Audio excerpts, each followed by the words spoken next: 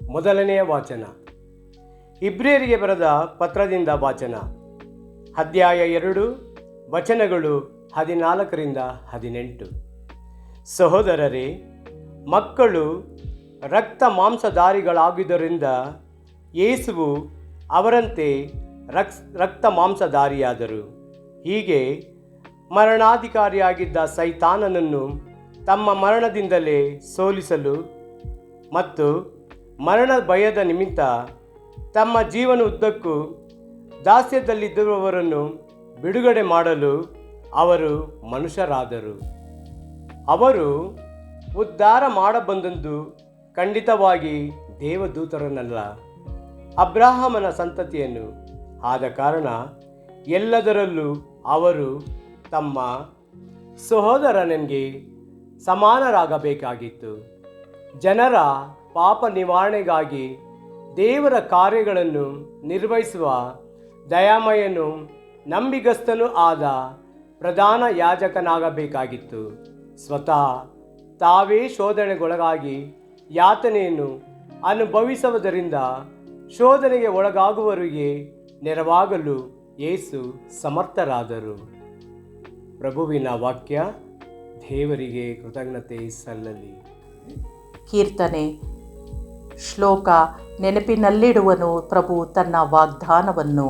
ಸಲ್ಲಿಸಿ ಪ್ರಭುವಿಗೆ ಕೃತಜ್ಞತಾ ಸ್ತೋತ್ರವನ್ನು. ಮಾಡಿರಿ ಆತನ ನಾಮಸ್ಮರಣೆಯನ್ನು. ಸಾರಿರಿ ಜಗಕ್ಕೆ ಆತನ ಸತ್ಕಾರ್ಯಗಳನ್ನು. ಹಾಡಿ ಪಾಡಿ ಹೊಗಳಿರಿ ಪ್ರಭುವನ್ನು. ಧ್ಯಾನಿಸಿ ನೀವು ಆತನ ಪವಾಡಗಳನ್ನು. ಶ್ಲೋಕ. ನೆನಪಿನಲ್ಲಿಡುವವನು ಪ್ರಭು ತನ್ನ ವಾಗ್ದಾನವನ್ನು. ಹೆಮ್ಮೆಪಡಿ ನೆನೆದಾತನ ಶ್ರೀನಾಮ. ಹಿಗ್ಗಲಿ ಹೃದಯ, ಕೋರಿ ಆತನ ದರ್ಶನ. ಹರಸಿರಿ ಪ್ರಭುವನ್ನು, ಆತನ ಶಕ್ತಿಯನ್ನು. ಅಪೇಕ್ಷಿಸಿ ನಿತ್ಯವೂ ಆತನ ದರ್ಶನವನ್ನು. ಶ್ಲೋಕ. ನೆನಪಿನಲ್ಲಿಡುವನು ಪ್ರಭು ತನ್ನ ವಾಗ್ದಾನವನ್ನು. ನೆನೆಯಿರಿ ಆತನ ಅದ್ಭುತಗಳನ್ನು, ಮಹತ್ ಕಾರ್ಯಗಳನ್ನು. ಆತನ ವದನ ವಿಧಿಸಿದ ನ್ಯಾಯ ನಿರ್ಣಯಗಳನ್ನು. ಆತನ ದಾಸ ಅಬ್ರಹಾಮನ ಸಂತತಿಯವರೇ, ಆತನಾರಿಸಿಕೊಂಡ ಯಾಕೋಬನ ವಂಶದವರೇ. ಶ್ಲೋಕ. ನೆನಪಿನಲ್ಲಿಡುವನು ಪ್ರಭು ತನ್ನ ವಾಗ್ದಾನವನ್ನು. ನೆನಪಿನಲ್ಲಿಡುವನು ಪ್ರಭು ತನ್ನ ವಾಗ್ದಾನವನ್ನು. ಸಾವಿರಾರು ತಲೆಗಳವರೆಗೂ ತನ್ನೊಪ್ಪಂದವನ್ನು. ಅಬ್ರಹಾಮನೊಡನೆ ಮಾಡಿಕೊಂಡ ಒಡಂಬಡಿಕೆಯನ್ನು ಇಸಾಕನಿಗೆ ಆಣೆಯಿಟ್ಟು ಆತನು ಹೇಳಿದುದನು. ಶ್ಲೋಕ. ನೆನಪಿನಲ್ಲಿಡುವನು ಪ್ರಭು ತನ್ನ ವಾಗ್ದಾನವನ್ನು. ಘೋಷಣೆ. Hallelujah, hallelujah. ಆತನ ಕರೆಗೆ ಕಿವಿಗೊಟ್ಟರೆನಿತೋ ಒಳಿತು ನೀವೆಂದೇ. ಕಲ್ಲಾಗಿಸಿಕೊಳ್ಳದಿರಿ ಹೃದಯವನ್ನು ನಿಮ್ಮ ಪೂರ್ವಜರಂತೆ. ಹಲ್ಲೆಲೂಯ. ಸಂತ ಮಾರ್ಕರು ಬರೆದ ಪವಿತ್ರ ಶುಭ ಸಂದೇಶದಿಂದ ವಾಚನ. ಅಧ್ಯಾಯ 1, ವಚನಗಳು 29-39. ಆ ಕಾಲದಲ್ಲಿ ಯೇಸು ಪ್ರಾರ್ಥನಾ ಮಂದಿರದಿಂದ ಹೊರಟು ಯಾಕೋಬ ಮತ್ತು ಯೋವಾನನ ಸಂಗಡ ಸಿಮೋನ ಹಾಗೂ ಅಂದ್ರೆಯನ ಮನೆಗೆ ಹೋದರು. ಸಿಮೋನನ ಅತ್ತೆ ಜ್ವರದಿಂದ ಮಲಗಿದ್ದಳು. ಇದನ್ನು ಯೇಸುವಿಗೆ ತಿಳಿಸಿದರು. ಯೇಸು ಆಕೆ ಬಳಿಗೆ ಹೋಗಿ ಕೈ ಹಿಡಿದು ಎಬ್ಬಿಸಿದರು. ಜ್ವರ ಬಿಟ್ಟು ಹೋಯಿತು. ಆಕೆ ಅವರೆಲ್ಲರನ್ನು ಸತ್ಕರಿಸಿದಳು. ಸಂಜೆ ಸೂರ್ಯ ಮುಳುಗಿದ ಮೇಲೆ ಜನರು ರೋಗಿಗಳನ್ನು, ದೆವ್ವ ಹಿಡಿದವರನ್ನು ಯೇಸುವಿನ ಬಳಿಗೆ ಕರೆತಂದರು.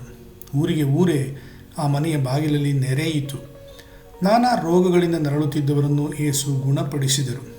ದೆವ್ವ ಹಿಡಿದವರಿಂದ ದೆವ್ವ ಬಿಡಿಸಿದರು.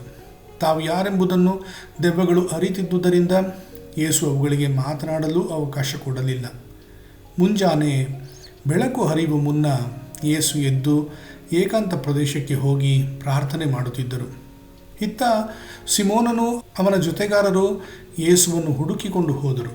ಅವರನ್ನು ಕಂಡ ಕೂಡಲೇ ಎಲ್ಲರೂ ತಮ್ಮನ್ನೇ ಹುಡುಕುತ್ತಿದ್ದಾರೆ ಎಂದು ತಿಳಿಸಿದರು. ಅದಕ್ಕೆ ಯೇಸು, ಅಕ್ಕಪಕ್ಕದ ಊರುಗಳಿಗೆ ಹೋಗೋಣ, ಅಲ್ಲೂ ನಾನು ಶುಭ ಸಂದೇಶವನ್ನು ಸಾರಬೇಕು. ನಾನು ಬಂದಿರುವುದು ಈ ಉದ್ದೇಶಕ್ಕಾಗಿಯೇ ಎಂದರು. ಅನಂತರ ಯೇಸು ಗಲಿಲೆಯ ಪ್ರಾಂತ್ಯದಲ್ಲೆಲ್ಲ ಸಂಚರಿಸಿ ಅಲ್ಲಿನ ಪ್ರಾರ್ಥನಾ ಮಂದಿರಗಳಲ್ಲಿ ಪ್ರಬೋಧಿಸುತ್ತಾ ದೆವ್ವಗಳನ್ನು ಬಿಡಿಸುತ್ತಾ ಬಂದರು. ಪ್ರಭು ಕ್ರಿಸ್ತರ ಶುಭ ಸಂದೇಶ. ಕ್ರಿಸ್ತರೇ ನಿಮಗೆ ಸ್ತುತಿ ಸಲ್ಲಲಿ.